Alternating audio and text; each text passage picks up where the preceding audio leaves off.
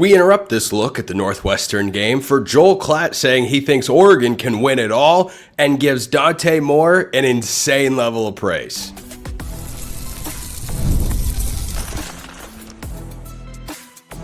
You are Locked On Ducks, your daily podcast on the Oregon Ducks, part of the Locked On Podcast Network, your team every day.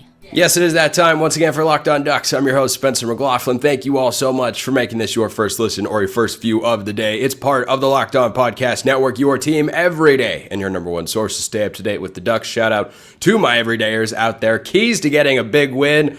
I'll spoil it now for you. Very similar to last week. One notable difference. The Dan Lanning effect taking shape in college football, and Jurion Dickey no longer with Oregon. Thoughts on that all on today's show, which is brought to you by our friends over at Mazda. Like Oregon's players, we sweat every detail at Mazda, because when you make every move count, pulling off the unexpected is only the beginning. Stay tuned later for highlights in this week's Moving the Game Forward. Mazda, move and be moved. So Oregon's getting ready to beat Northwestern, hopefully by a lot of points. My score prediction is Oregon 45, Northwestern 6. I don't think the defense gives up a touchdown here, or maybe they do and Northwestern fails on a 2-point conversion. I should have had one perfect score prediction last year, and Illinois decided to go for two. I had them beating Illinois 38-10, final score 38-9.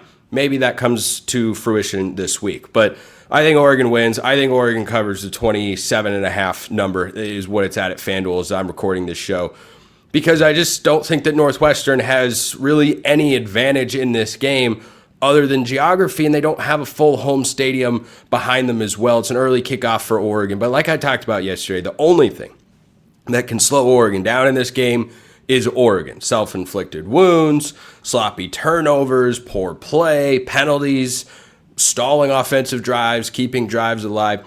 Well, I was thinking about all that, and then I listened to Joel Klatt, who I'm a fan of. I like Joel Klatt. I think his commentary on college football is mostly very good. I think his thoughts on the playoff are misguided, but I understand where he's coming from. We had a nice chat about that at Big Ten Media Days earlier this year. And I heard him talking about Oregon, and he had some really high praise. Now, Oregon's played just 2 games, and I think we're all high on Oregon at the moment. I mean, I was coming into the year saying, yeah, that's playoff or bust without question, because that's, I think, kind of the standard every single year for the Ducks. And then we watched the first 2 games, and from the moment the season began, the first play of the year against Montana State, everything has looked like they are not just in midseason form, but late season form. Well, Joel Klatt thinks Oregon can win it all. And one of the driving factors behind that is, in his view, Dante Moore, who he says is better than both Dylan Gabriel and Bo Nix. He went on to say, quote, on Colin Cowherd's show, "I see the best team in the country that looks like a team that could win it all this year," end quote. I think this is a little early. I really do. I think it's fair to have your teams coming into the season. I do this over on Locked On College Football that you think are in the national championship picture, that you expect to be able to contend for a national title and or a conference championship and all that stuff. I think that is good and fine. And saying Oregon could win the Big Ten this year, go to the playoff, make a bit of a run, I never objected to any of that coming into this year, found it to be ridiculous. I think this take from Klatt is a couple of weeks early. Not that you shouldn't feel good about how Oregon has looked so far. You absolutely should. It has been so much cleaner, sharper, explosive. Dante Moore looks so comfortable. All of those things have made me go, wow, this is looking way better, particularly on offense, which is why yesterday I gave Will Stein a higher grade than Tosh Lupoy. This is looking way better than, frankly, it should, even with Oregon's talent level. It shouldn't look like this early on. It is most definitely a good sign. When you haven't had to showcase that against a high-level opponent yet, I think that's a little premature. And Oregon is getting a different type of test this week, but not a major one. And I've said all offseason, and I continue to believe, and frankly, I don't even think that Oregon has to beat Penn State for me to raise my expectation level for the year. or for me to alter my perception in the positive towards what this Oregon team can be in 2025. I do think we have to see that game. Montana State is an FCS program. Washington beat UC Davis, who's a top 10 FCS team, by the way. I'm calling their game against Southern Utah, not this Saturday, but next Saturday in California. Washington beat them 70-10. Does that make Washington a title contender? Well, but Penn State struggled with FIU. I see plenty of Oregon fans pointing that out. I'm sure Penn State fans are well aware of that at this point in time. Penn State's not as good as we thought. Remind me how Oregon's first game of the season went last year. Was almost a disastrous loss. They were favored by 44.5 points against Idaho. They won by 10. Not good. Not good. Teams can improve. Penn State still has a great team. They just haven't started clicking at the same level that Oregon has right now. So the Dante Moore praise is also what I really wanted to touch on here. Oh, and before I forget, there has been one other, I heard this over on the Odds and Audibles podcast, Matt and Eric were talking, the one other big noon kickoff Oregon has had, I forgot this, Ohio State 2021. That big win for Mario Cristobal and Anthony Brown. Wild to think they went in there and won. Of course, that led to Ohio State firing their defensive coordinator and ultimately hiring Jim Knowles. That worked out pretty well for them. But he's now at Penn State, of course. But that's the only other time that Oregon has played a game this early. I forgot that game was big noon kickoff. But that's what Oregon has this week. So Klatt will be on the call, so he's talking about him. And he said Dante Moore could be better than each of Oregon's last two quarterbacks. He also said that the defense is different and a higher level than in the past. Could be. You know, I've seen Tosh Lapoy and Dan Lanning start working in that Ohio State concept with their safeties, you know, whether it's Kingston Lopa or Dylan Thieneman, and kind of having them play that rover spot. And they got athletes and dudes that they feel can do it. All right, that's kind of fun to see. I love getting into that X's and O's stuff. The Dante Moore angle is interesting. I've always felt Dante Moore has a higher ceiling than Dylan Gabriel because he is bigger. He moves, I think, frankly, about the same. Dylan Gabriel's more wired to be a runner, but he's got a better arm, and he has as great of arm talent as anybody, frankly, in all of college football. I don't know that, Sid's Herbert, we've seen the ball come out of a quarterback's hands the way it does with Dante Moore. He has done it so far against Montana State and Oklahoma State. Before I can jump into the camp of, Oregon could really do this year, and I undersold them a little bit coming into the season, they need to go to Penn State. They wouldn't even have to win. If they lose on a last-second field goal in that game, I go, oh, okay. That stunk to lose, but okay. We got something here. This can happen. This team is ready for it. Because I don't think just beating inferior competition the way you're supposed to, there are positive takeaways to have from that. I don't believe that you can jump to, Oregon could go win the national championship because they look great against Oklahoma State and Montana State. And I expect them to look great again against Northwestern early on Saturday morning. And I'll be going live here on the YouTube channel after that game. So I'm excited to watch the Ducks again. As always, I'm excited about the start they have. I feel better about Oregon at this point in the season than I thought I would because there don't appear to be as many things that are needed to clean up.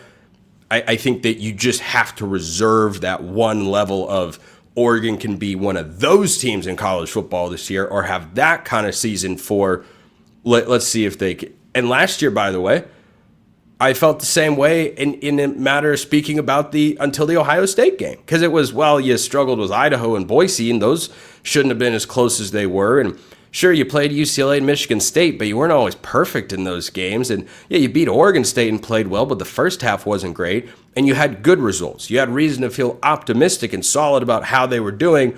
But it wasn't until the Ohio State game, until that moment, when you realize, okay, this could be that season that we've all waited for. So I want your thoughts on Klatt's comments. Drop them in below. Hit me up on Twitter. All of that good stuff. A couple of you sent me the quote in the lead up to this game. So some of you have seen it already. But it definitely struck me that after two games, and Oregon has looked about as dominant as you possibly can. They've basically played two perfect games. It's 2 games. Haven't played anybody yet. Let's settle down a bit. It'll probably be harder to feel this way, by the way, after Saturday's game. Or at least it should. It should be hard to feel that way. So Let's just wait a little bit longer. Keys are going to be very similar to last week with one notable change. First, this episode brought to you by Mazda's Moving the Game Forward. For those who believe it's not just about playing the game, it's about redefining it. There are moments that do more than put points on the board. They move crowds, move culture, and keep moving the game forward. This week's moment that moved the game forward from last week's game is Dante Moore's big shot, 65 yards down the field on the money to Jurion Moore. There was a safety over the top on the double move. Moore saw the blitz coming in. Noah Whittington picked it up beautifully. He spun to his left, reset his feet, threw a dime down the field. Jurion catches it, sidesteps two guys. They crash into each other. Jurion coasts into the end zone, which is kind of what we all drew up in our heads when Jurion Moore committed to the Ducks and you realize, oh, he's going to be playing with Dante Moore as his quarterback. This could be awesome. Well, that looked awesome. Hopefully we see more of that this weekend. And Mazda is all about delivering for you. When you follow what moves you, the unexpected is only the beginning. And just like there's more to every highlight, there's more to a Mazda vehicle. Check out their cars today. Mazda, move and be moved. Drip drop in this very cup, by the way, for today's second segment sip. Watermelon is my go-to. There are a lot of great flavors. Watermelon's my favorite one. So let's talk keys. So last week, I had 3 keys to victory. Oregon did all of them very well. I felt like pressuring the quarterback could have been a little bit better. But my 3 keys in order last week were score early, win third down, and pressure the quarterback. Let's fast forward to this game against Northwestern, in which the theme for this week, I think we can comfortably say, is rinse and repeat. Keep the cycle going. If it ain't broke, don't fix it. All those sorts of things. I'm going to make one notable swap. Scoring early is key number 1. I'll get to that. Pressuring the quarterback is key number 2. Winning third down is number 3. And I keep these keys the same because I think Oregon's mostly playing the same caliber of opponent here. The game should look and feel the same as it did a week ago. Tulane ran for 269 yards against this Northwestern team. Tulane, who, by the way, has a very fun game if you're looking for college football games to watch that are under the radar. Duke comes to town. Duke has Tulane's former quarterback, who they got because of a big NIL deal. Tulane is the G5 playoff favorite at the moment, or one of them certainly. So anyway, really fun matchup there. But I digress. If Tulane can go for 270 yards on this Northwestern defense, and David Braun, their head coach, is a former defensive coordinator at North Dakota State. He prides himself very heavily on that side of the ball. That's where I think Northwestern is stronger between the two sides. I think the defense will be tougher than the offense to deal with. At least it should be. But if that team can go for 269, Oregon should be able to go for around 300 with the way they've run the ball so far this year. They average 280 plus yards per game through their first 2 matchups of the season. So the reason that I say, well, I'll go in order here. Let's start with scoring early. Oregon is playing a 9 a.m. kickoff time. And I could have stretched this key out a little bit to start hot on both sides of the ball, but I just think when you score early, you put so much pressure on the other side when they have the thought in the back of their mind, man, this Oregon team could get rolling. We got to keep up. You give them that sort of thought, and I think you saw that a bit from Oklahoma State last week. Yeah, it can snowball in Oregon's favor really, really quickly. So get out there, score early, don't have any rust, come out hot, and be connected. Don't make any mistakes like they've been doing the last couple of weeks. Rinse and repeat. That, Dan Lanning described it as a business trip this week. I hope if the message that comes out on Ducks versus them next week is rinse and repeat, I tell you what, I am going to declare myself some kind of prophet here on the show. But scoring early is first. The reason I swapped third down and pressuring the quarterback is in this spot, when you're on the road, though the crowd isn't going to be huge, you still don't want them getting into it, however big it's going to be. It's going to be, I think, visually a gorgeous game, frankly. They're right on Lake Michigan, and the water's right next to the stadium. It's not very big, but I would think, there will be more Northwestern fans than Oregon fans there. It's the first time you're not playing at Autzen. That's different. You pressure the quarterback early in this game, you can force Preston Stone into turnovers. He threw 4 interceptions, and I think had a fumble as well in their opening game loss against Tulane. They didn't have any problems last week against Western Illinois, which is probably the worst FCS program in the country. Montana State would beat Western Illinois by at least 30 points, at least, probably more. So I think that if you pressure Preston Stone, you can have, again, a repeat of what you had defensively last week, where turnovers became a part of your defense having an impact on the game. So if you pressure Preston Stone, who's been sacked 4 times through the first couple of games, Northwestern's tackles are pretty good. They're big-bodied guys.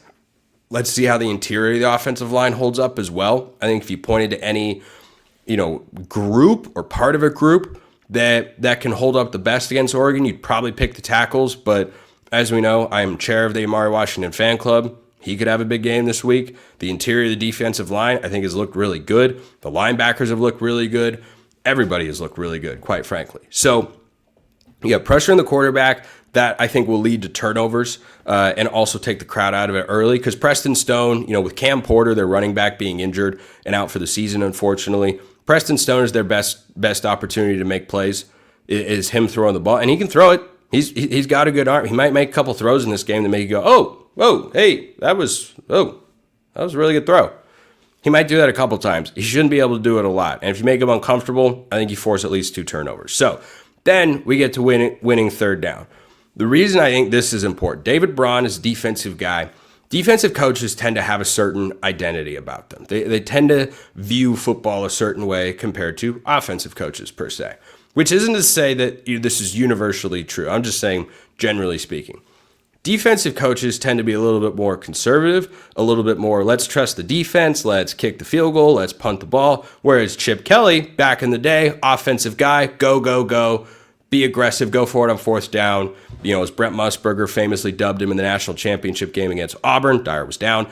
He's a riverboat gambler, right? That's just the way that he operated. Defensive guys don't typically get a moniker like that. So I think if you do win third down situations, you won't see Northwestern go for it a whole heck of a lot. But if I'm David Braun trying to come up with a game plan to win this one, and he's a defensive guy, you're going to try and keep this game low scoring, but you're also going to try and take the clock and use it to your advantage. You're going to try and do what Oregon State tried to do last year in Corvallis, where they just ran the ball and they took up the play clock on every single play, because every single second that your offense is on the field, that is helping your defense because it means they're not on the field.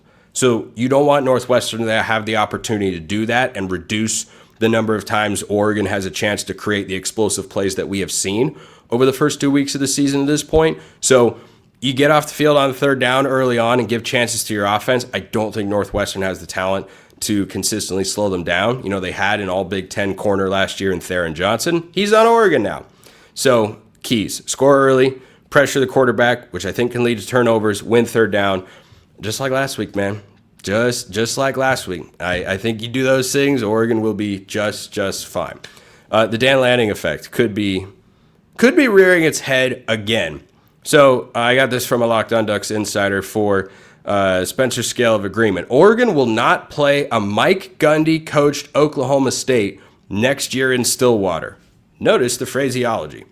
I think Lanning has a chance to do this week what he potentially did last week. It's contingent upon how the rest of the season plays out.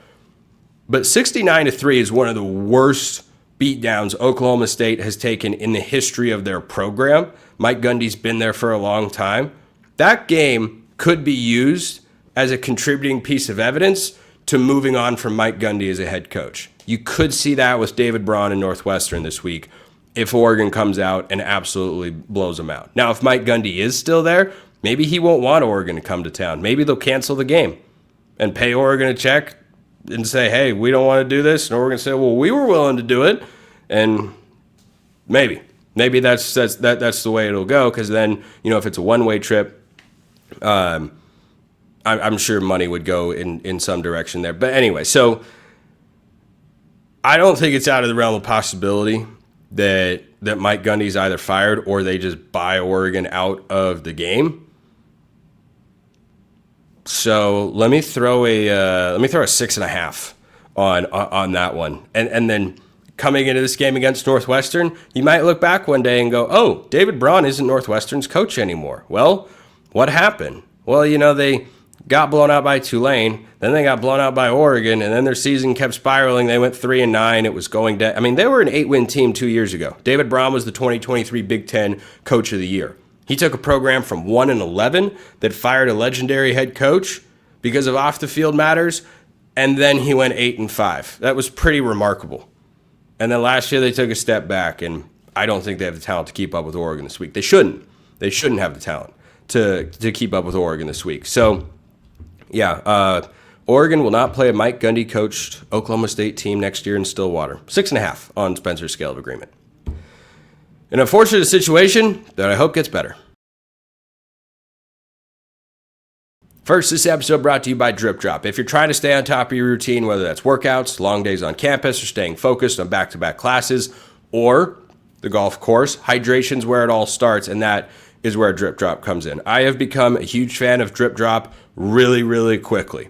It's like having your own Gatorade around, but better and better hydration, and you don't have to deal with the plastic bottles either because they're all in packets, and you put it in the water, and then guess what? Boom! Your water tastes a lot better. I'm actually a water snob in a big way, and here in Utah, the water, it's okay. It's like in my new apartment in St. George, it's not quite as good as it was up in Cedar City. I notice those sorts of things, but I know I have to keep myself hydrated and drink as much water as I can. Drip Drop helps me do just that. Helps me stay hydrated throughout the day so that I can recover from the cold I had yesterday as quickly as I can. Stay hydrated on the golf course as well for 95 to 100 degree days. That keeps me playing sharp. Drip Drop is the best way to get hydration. Right now, Drip Drop is offering Locked On listeners 20% off your first order.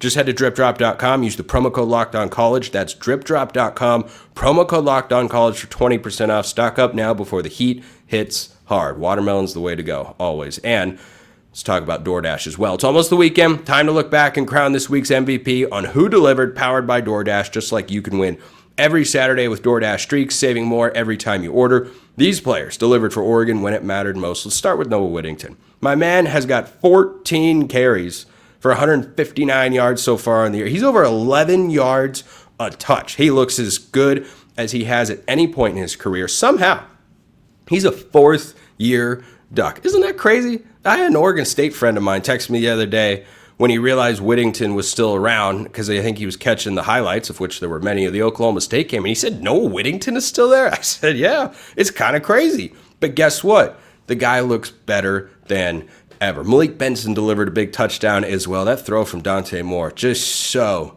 beautiful the way the spiral cascades right into the receiver's hands. It's all awesome to watch. Just like those guys delivered for the Ducks, DoorDash delivers your Saturdays. With DoorDash Streaks, you save every Saturday you order. Stack it up all season. You could save up to $250, including $100 in DoorDash credits. Order this Saturday. Keep the streak alive. Fuel your game day. Only with DoorDash. Terms apply. Promo period through November 18th. Check out DoorDash today. Jurion Dickey no longer with the Oregon football program. He is with the Diablo Valley College. Don't know their mascot, frankly, off the top of my head. I wanted to pop in and share a couple of thoughts. First and foremost, I'm rooting for the kid. I really am. And it gives me some Colt Laierla vibes. You know, Laierla had more of a contributive career with Oregon, but the similarity I see is mega talent, and the career is not maximized because of off-the-field situations or issues. And I don't want to see that happen. I hope, he's downplaying it, a JUCO this year, which is wild to say for a guy who's one of the top wide receivers in the class of 2023. It's not like this is the first time it's happened. It really isn't. Malachi Nelson in that same class at quarterback, 5-star that went to USC. He's starting at quarterback for UTEP, the Miners in Conference USA, future member of the Mountain West. So not every highly rated prospect coming out of high school works out. Now, I think Malachi Nelson was more about on-the-field stuff. I don't think there was an off-the-field issue there. But, yeah, my number one reaction when I saw that he hauled in a touchdown last week for Diablo, my first thought is rooting for the guy. Hope he figures it out. I hope he goes on an arc of, personal redemption that looks something along the lines of went to Oregon, got hurt, didn't play, left the team, had the indefinite suspension from the coaching staff, went to JUCO, and then found a Power 4 home and became one of their leading wide receivers. I hope he can do that. He's a really talented guy. And when he committed to the Ducks years ago, this is a guy who really wanted to be an Oregon Duck. That's one of the biggest reasons that I'm really rooting for him. He committed to the Mario Cristobal administration and then stayed committed when Dan Lanning and company took over. Why? Because he wanted to go be a part of Oregon. And unfortunately, he's not going to have that opportunity at this point in time. Would the staff take him back one day? I doubt it. I do, because of the amount of talent they have in that receiver room. And this is the silver lining here. Like, the number one thing I look at and think about is, boy, I really hope he gets it all figured out. I really do, because when you have as much talent as he does, football can be life-changing, not just for you, but for the people around you and the people that support you and the people you care about. So I hope that works out for him. I really, really do. But, I don't want to say positive angle on this situation. There's nothing positive or good about it. But bringing it back to this current Oregon football team, this is a former 5-star wide receiver that Oregon does not have on the roster anymore. Evan Stewart is hurt, and this wide receiver room is as stacked as we've ever seen it in the past. That's pretty crazy. It's a pretty crazy thing to think about. Junior Adams and the whole staff, and now Ross Douglas being in charge, they've done an incredible job. I mean, remember, they've got Gatlin Bear, who's a 5-star receiver, coming in next year, returning from a mission. He was a part of the 2024 recruiting class. And, it's a good thing. It's not good that Jurion Dickey is not on the team. That's not a good thing. I hope it becomes a good story, as I mentioned. It is a good thing and a great sign about the state of the program that Oregon has recruited receivers to the point where they can lose a guy like that, and you look around and go, yeah, Jeremiah McLaughlin being like the 4th or 5th best receiver in this room is pretty crazy, because that dude looks really good.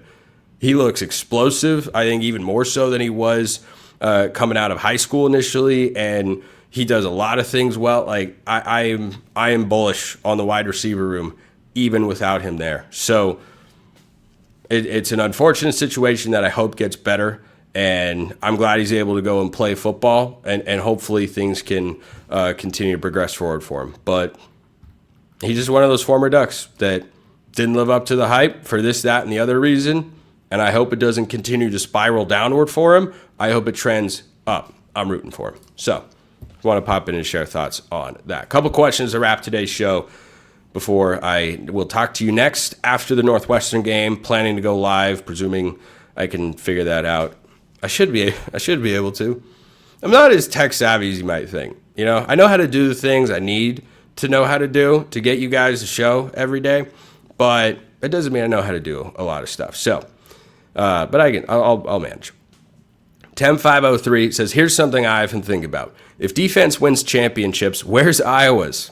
I think they had one recognized in like the 50s. I get the sentiment of the statement, when you get to a certain level, the best defense wins. I get it. I just think it's too general and incomplete. Can a defense possibly win championships if your offense is mediocre? This is what I would say. Offense wins games, defense wins championships, and you need both to win championship games. Like I said, get the sentiment, but to me it's more complex than defense wins championships. What say you? Yeah, I think the thinking behind that phrase is you can't win it without having a good defense. That doesn't actually mean you have to be great. That 2019 LSU team was so good on offense. I think that's the best team in the history of college football. I know people are going to say 2000 Miami or whatever. Fine. I'll put them up against a top 3 quarterback and 2 of the 3 best wide receivers in the NFL as a starting point of that LSU roster. I just don't know how you were really stopping those guys.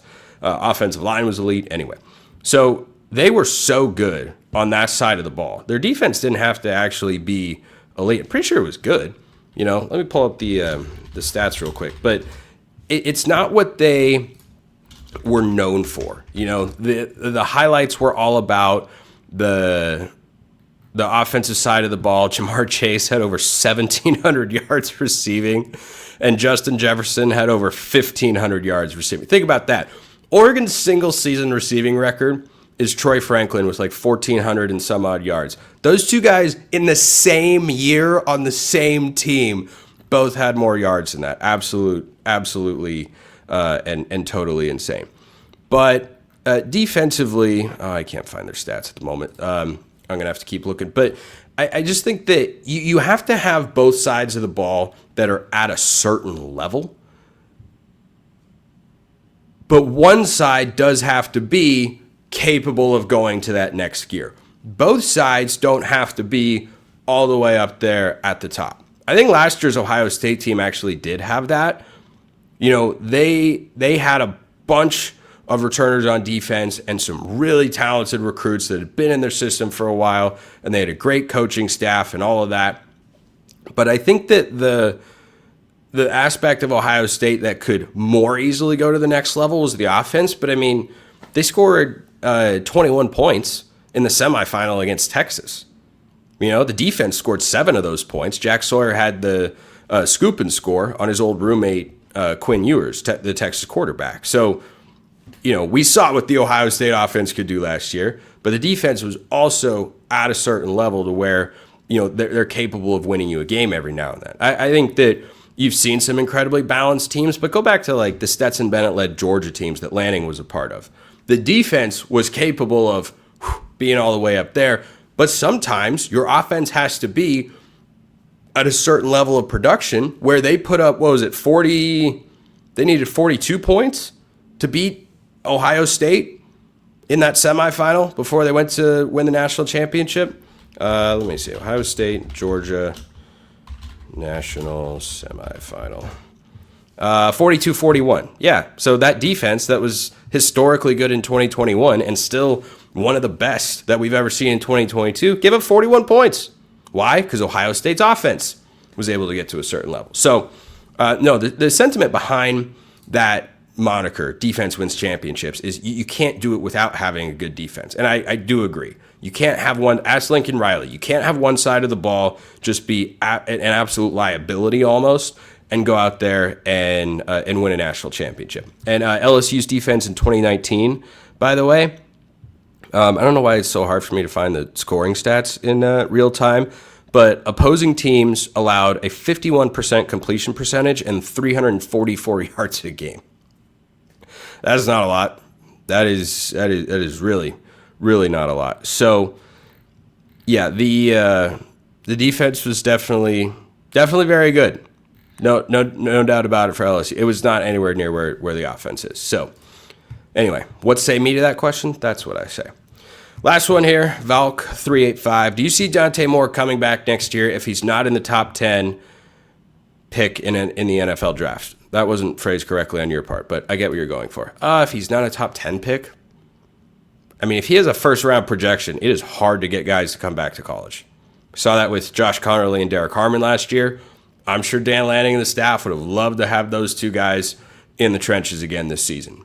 But when you have a first-round NFL grade, as much money as guys can make in NIL nowadays, it is different for quarterbacks.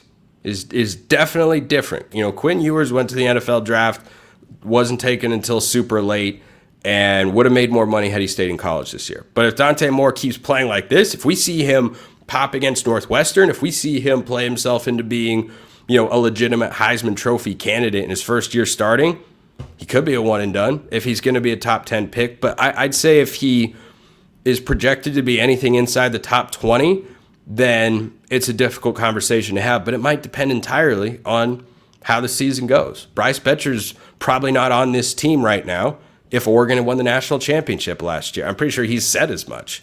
You know, he wanted to come back to give it another shot. But if he'd had that, you know, kind of Cinderella ride off into the sunset sort of moment, no, I don't think Bryce Betcher's on this team. I think Dante Moore could make that same sort of calculation. So, you know, if he keeps playing, it's 2 games. Like I said earlier on the show, it's 2 games. Let's wait a little bit longer before we make wide-reaching conclusions like that. Through the first 2 games, though, it is hard to not be impressed by what he's done. Appreciate everyone listening. I will see you next time after the Northwestern game. Till then, hope you all have a wonderful rest of your day, and go Ducks.